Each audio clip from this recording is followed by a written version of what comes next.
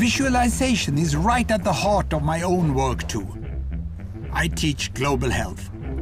And I know having the data is not enough. I have to show it in ways people both enjoy and understand. Now, I'm going to try something I've never done before.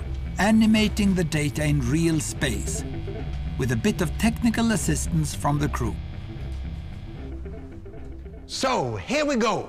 First, an axis for health, life expectancy, from 25 years to 75 years. And down here, an axis for wealth, income per person, $400,000, $4,000, and $40,000.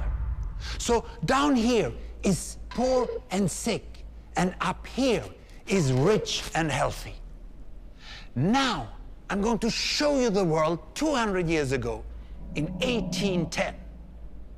Here come all the countries. Europe brown, Asia red, Middle East green, Africa south of Sahara blue, and the Americas yellow.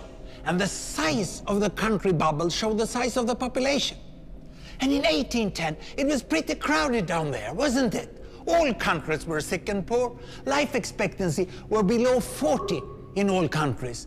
And only UK and the Netherlands were slightly better off, but not much. And now, why start the world? The Industrial Revolution makes countries in Europe and elsewhere move away from the rest.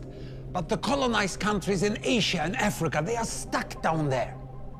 And eventually, the Western countries get healthier and healthier. And now we slow down to show the impact of the First World War and the Spanish flu epidemic. What a catastrophe! And now I speed up through the 1920s and the 1930s. And in spite of the Great Depression, Western countries forge on towards greater wealth and health. Japan and some others try to follow, but most countries stay down here. Now, after the tragedies of the Second World War, we stop a bit to look at the world in 1948. 1948 was a great year. The war was over, Sweden topped the medal table at the Winter Olympics, and I was born. But the differences between the countries of the world was wider than ever. United States was in the front, Japan was catching up. Brazil was way behind, Iran was getting a little richer from oil, but still had short lives. And the Asian giants, China, India, Pakistan, Bangladesh, and Indonesia, they were still poor and sick down here. But look what is about to happen. Here we go again.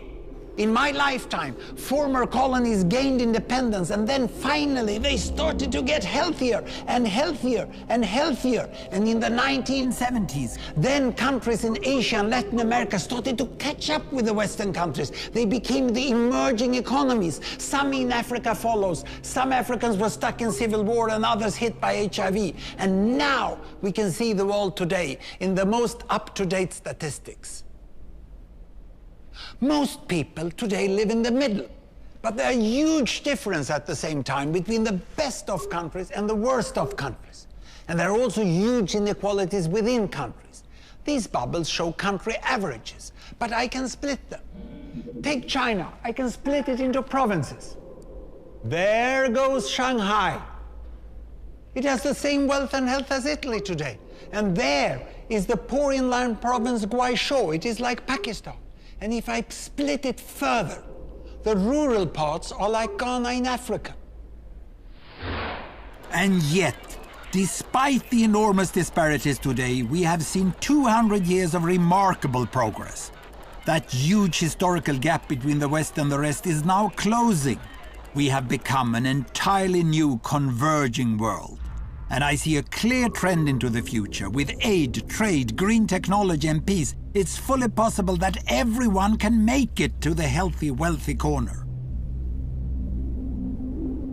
Well, what you just seen in the last few minutes is a story of 200 countries shown over 200 years and beyond. It involved plotting of 120,000 numbers. Pretty neat, huh?